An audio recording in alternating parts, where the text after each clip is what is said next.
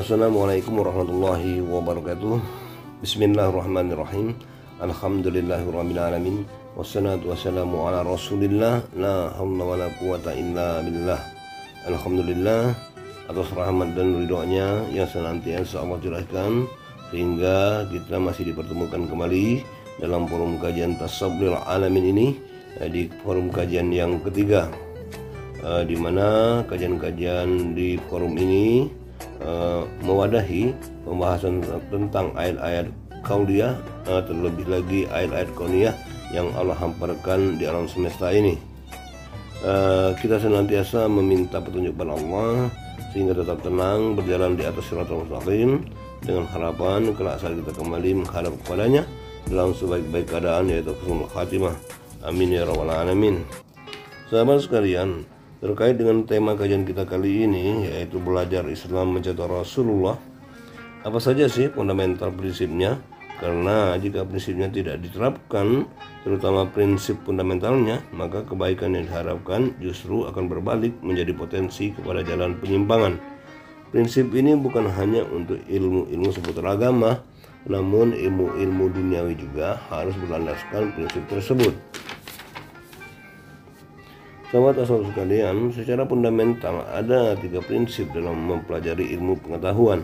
Hal ini penting saya tekankan karena jika salah prinsipnya atau prinsipnya tidak terpenuhi, maka kebaikan yang diharapkan dari pembelajaran akan ilmu pengetahuan tersebut tidak akan didapatkan. Justru malah bisa menjadi petaka. Karena ketika ilmu pengetahuan itu dikuasai oleh manusia yang tidak memegang prinsip fundamentalnya, maka ilmu tersebut akan sangat berpotensi menjadi jalan menuju kepada keburukan. Karena memang jiwa manusia itu lebih condong kepada keburukan, dimana hal ini telah kita bahas pada kajian pertama dengan judul apa itu ilmu tasawuf. Di episode yang kedua membahas terkait dengan nafsu, di mana nafsu kita sebagai manusia ada 4 macam. Yang pertama nafsu hawas, kedua nafsu amarah, ketiga nafsu lawamah, dan yang keempat nafsu mutmainah. Dan dari keempat nafsu ini hanya satu yang mengarahkan kita kepada condong kepada kebaikan, yaitu nafsu mutmainah. Adapun prinsip fundamental yang dibutuhkan untuk mempelajari ilmu agama Islam ini adalah yang pertama mencontoh figur Rasulullah. Mencontoh figur dalam artian lebih kepada mencontoh akhlak beliau. Barulah setelah itu kita mencontoh penampilan beliau. Ini prinsip yang pertama, yaitu akhlak terlebih dahulu, kemudian cara belajarnya, baru setelah itu penampilannya. Dan jangan dibalik, karena di zaman sekarang ini banyak orang membalik prinsip itu tersebut. Tampil Islam saja dulu, baru akhlak menyusul, dan belajarnya nanti-nanti saja. Yang terjadi adalah bukan kebaikan, tapi malah penyimpangan-penyimpangan. Untuk fundamental yang kedua, yaitu tidak ikut-ikutan, yaitu mengetahui pedoman yang valid, kemudian dalam bersikap sesuai pedoman tersebut. Untuk memastikan bahwa prinsip kedua ini terlaksana, maka belajar adalah satu-satunya jalan yang untuk mencapai itu. Belajar dalam artian yang kompleks, mulai dari cara, ruang, dan waktunya. Belajar yang tidak terikat kepada usia, menciptakan ruang belajar yang dinamis, dan sampai ke liang lahat. Penting untuk memahami mengapa kita harus belajar. Dengan mengetahui bahwa belajar itu adalah kewajiban setelah syahadat, salat, zakat, dan puasa, maka dengan demikian ada usaha untuk belajar guna menelusuri apa-apa yang belum diketahui, yang telah diketahui dan diyakini, sehingga tidak hanya sebatas ikut-ikutan. Kemudian fundamental yang ketiga, yaitu memahami dan mengamalkan dengan ikhlas, bukan sebatas mengetahui dan cari imbalan dari sesama manusia. Prinsip ketiga ini penting karena sangat erat kaitannya dengan amanah yang menyertai ilmu pengetahuan yang didapatkan. Ketika ilmu pengetahuan diamalkan dengan ikhlas, maka insya Allah dia akan mendatangkan kebaikan yang banyak di dunia, terlebih-lebih di akhirat kelak.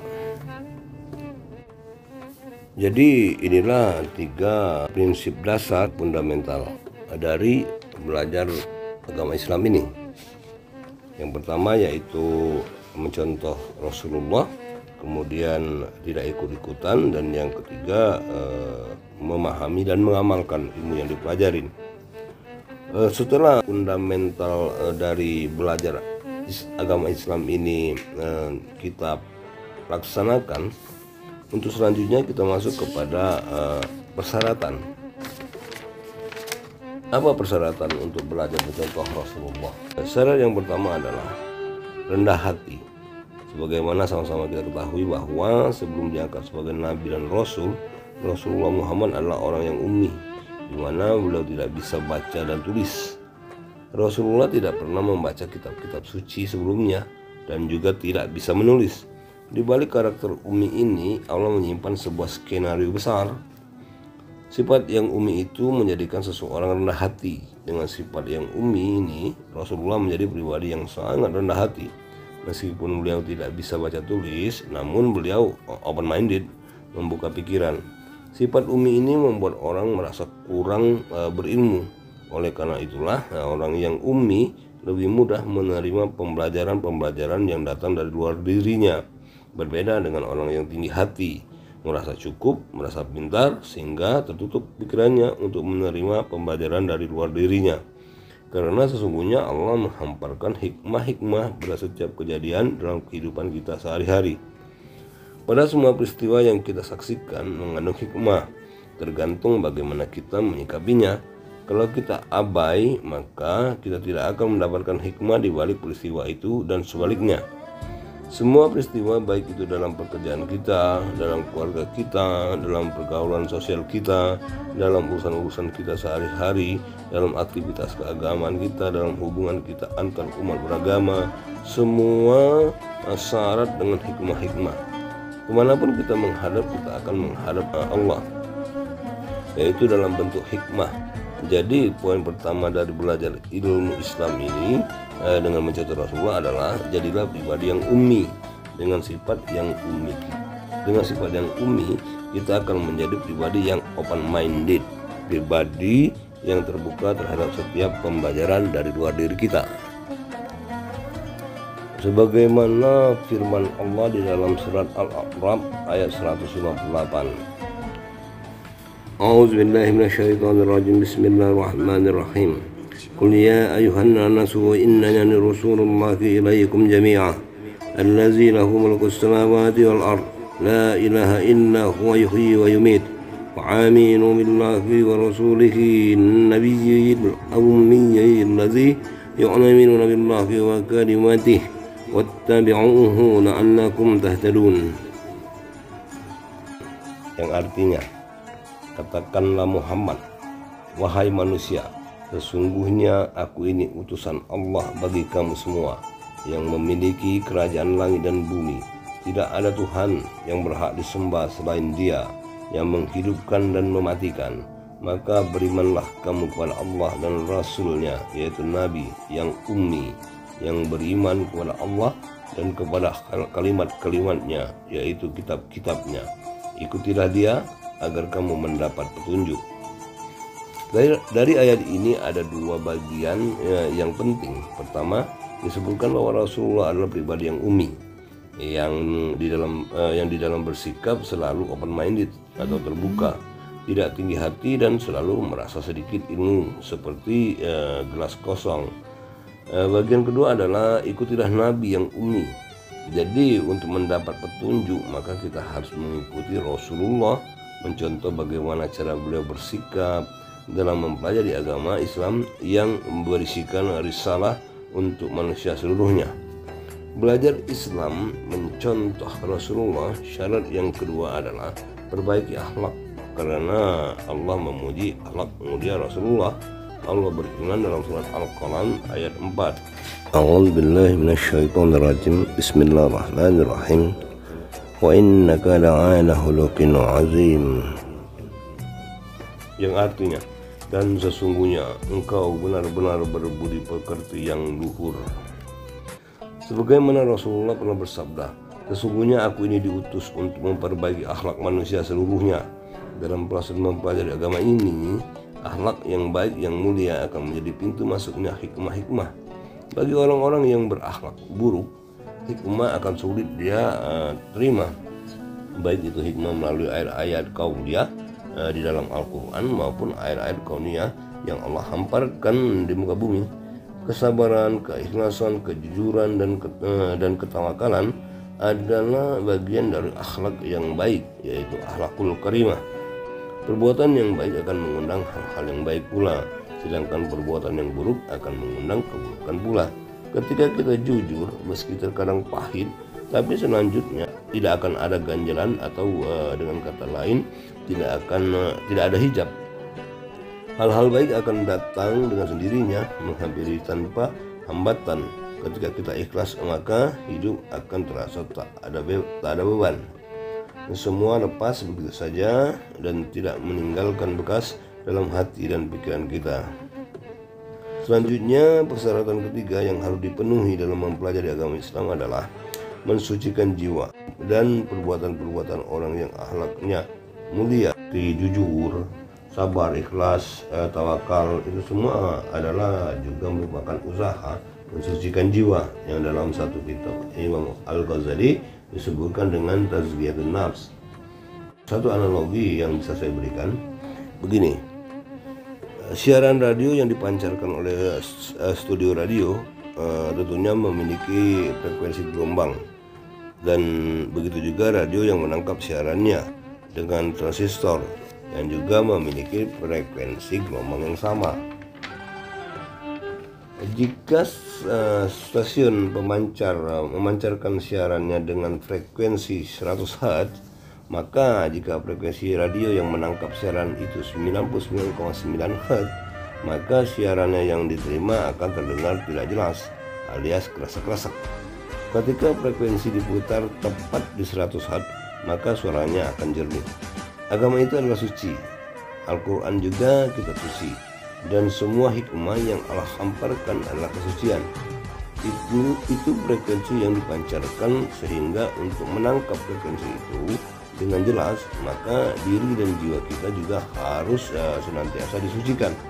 Ketika hati dan jiwa kita suci, maka hikmah-hikmah akan berdatangan dengan sendirinya tanpa kita harus mengusahakan apapun. Seperti radio yang disetel pada frekuensi yang sama dengan frekuensi pemancar.